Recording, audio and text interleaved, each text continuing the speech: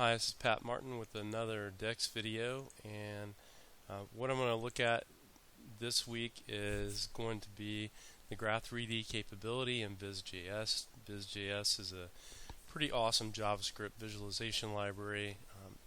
Usually works with time series data, and they have a number of really nice visualizations. So the first thing I'm going to do is I'm going to enable this equation over here. And what we're doing here is we're cycling time from 0 to 20, x from 0 to 20, y from 0 to 20, and we're assigning a matrix of values of time x, y, z, and the z is going to be the sine of x plus t, and times cosine x, y plus t times 50 plus 50. So when we execute this, what we're going to see is a table of data that looks something like this. Time going from 0 to 1 all the way up to 20. And let me go ahead and scroll down. And then over here, it looks like I have to re-execute this so we can take a look at it. So this is the actual data rendered as a surface. So I can move through the data. I can zoom in to the data. I can zoom out. Let me find the right zoom factor. Looks like it's very sensitive to my mouse here. And I'm going to go ahead and re-execute. I want it to lock in at that original view.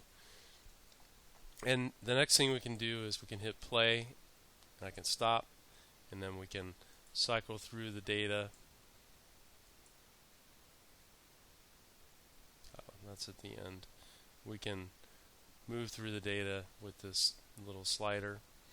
And we can also take a look at the data rendered as bars or bar colors, bar size, and again we can hit play. We can watch this cycle through time, hit stop, look at it in dots, hit play again, dot line, which is just the dots connected to a line in the XY plane. Pretty cool. And again, we can cycle through it one frame at a time, go backwards, slide it across, and let's see, take a look at the grid, play that in time. Then we have the lines. And last but not least, back to the surface again. So that's pretty nice capability, I think. So let's take a look at a few other equations here. I'm going to enable the elastic plane, and what we're going to be looking at in this case is just a plane in 3D, and all we're doing is kind of peeling it back from the XY plane. Thought that was kind of cool. Let's see, an elliptic paraboloid, which is simply t, x, and y ranging from -30 to 30, and the z is x squared plus y squared, which is the textbook equation for an elliptic paraboloid. Go ahead and play that. And one thing I kind of skimmed over here is I only have one time value. That's because I really didn't want to see this one varying in time. I just wanted to graph it out in a single frame, and we can also create a data set. As long as there's only one time value, we'll only get one frame, and it won't necessarily be an animation, though it will still have these controls to the side. And take a look at it from different views. Let's see, take a look at it with with bar colors, with dot lines.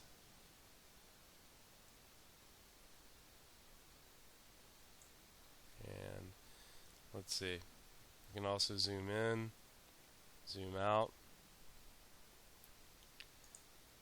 And now I'm going to render one more a hyperbolic paraboloid.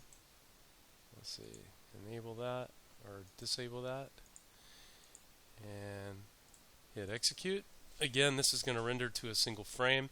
This one is affectionately known as the monkey saddle in calculus. I believe my calc teacher back in the 90s, boy, I'm kind of dating myself here, but back in the 90s called it the monkey saddle. And this is it in 3D, and again we can take a look at it as a grid, which is, it's really spectacular. Lines, let's see, dots, and basically that's it. So this is Pat Martin, and I will probably be covering a few more Vis.js visualization capabilities, because I'm kind of excited about all of the stuff that I can do inside of here pretty easily with Vis.js. So I'll probably be covering a few more of those in a later episode, but that's it for now.